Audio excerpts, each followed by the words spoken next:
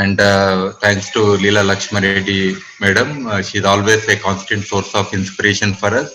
Along with Sri K. Lakshma Reddy Garu, they are doing commendable work, and we have joined in that mission of a Green Earth movement. And we have the Earth Center coming up here near Kartal.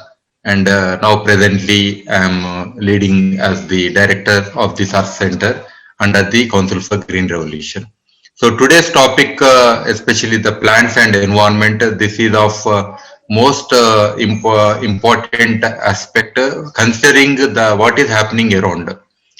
Because especially the gene pool that we consider, the native gene pool that should have been existing, is almost all now that is missing. Especially, let us say, the agriculture itself is very much artificial. I mean to say, right from the kind of seeds that we are using, that biodiversity of all the crops especially has been highly altered, including the animals also, in the poultry, or you consider any domestic animals that we are using.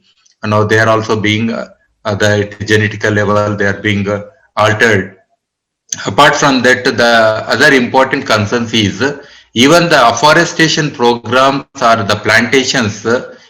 These are having their own individual planning of few individuals, but we are not comprehensively trying to recreate the natural systems. So it is highly artificial, and based on the choice of few people, we are altering the biodiversity of various geographies, including even right from the urban forestry to even even the Telangana Haritaram like programs.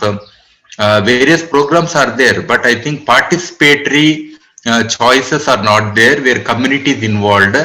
And what are the species they want on priority? Also considering the local biodiversity, that we should not forget. We have biodiversity registers as part of as a mandate. Even Dr. Tulsi Rao sir represents this biodiversity board, and that has and we also conducted CBD, Convention on Biological Diversity, very much within Hyderabad, an international event that happened. And if we have this community biodiversity register, that should be your manual, that should be your constitution, which should define what kind of species you need to plant. Before that, what is most important is before plantation, the protection and conservation. These two we are missing. That aspect is least considered. How many plants we planted, but how many are surviving and how many are really useful for the local ecosystem. And also the traditional knowledge of the communities is also of least importance now because of this commercialization of only few species. All other species, let us say the tribal communities, the ethnobotany that we say, where the people and the plant and other life is very much connected locally. Now that knowledge is missing in the society. And suddenly some of the most alarming things is when tribals are telling, right from this Adilabad tribals to Nalamalai tribals that who are living, they are telling that we are not finding so many honeybees. Otherwise, there used to be lots of honeybee combs, and we used to collect honey, and the quantity has come down. This is very, very alarming situation. The bees are the most important aspect in the ecosystem. If they themselves are missing, means all the plants which are relevant to their existence or the environment that should have existed, or the kind of pesticides that we are using, and the way other interventions are going, deforestation is going. So all these things are definitely affecting that. Even the food security or our own survival on this earth is a big challenge. And considering all this, Greens Alliance for Conservation of Eastern Ghats, an offshoot of Council for Green Revolution initiatives, we have documented all this in this where our Mr. Ruma Maheshwari is also there in the participating now, along with Dr. K. Tulsi Rao Garu.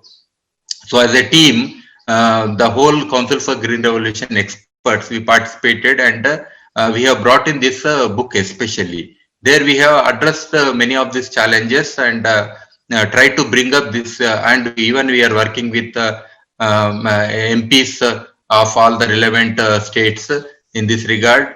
as a group, and we are working for the policy advocacy on this issue, of this important ecosystem.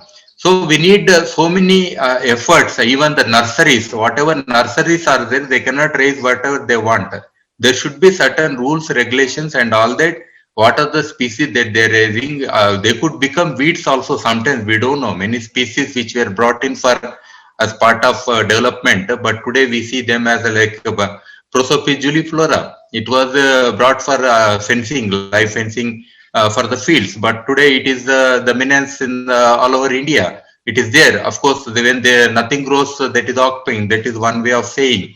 But still, it has its own impact on other ecosystems. The local ecotypes are getting affected. The lantana, the camara, that is the plant which is invasive.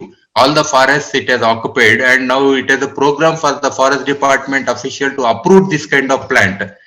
This because it is so invasive, even elephants are unable to penetrate through them, and it's a major challenge right from the Jim Corbett National Park to Mudumalai Park, and in between our Nalai, everything got affected. So where is this biodiversity? Where are those plants and environment what we are talking now today? So taking a little time from all of you.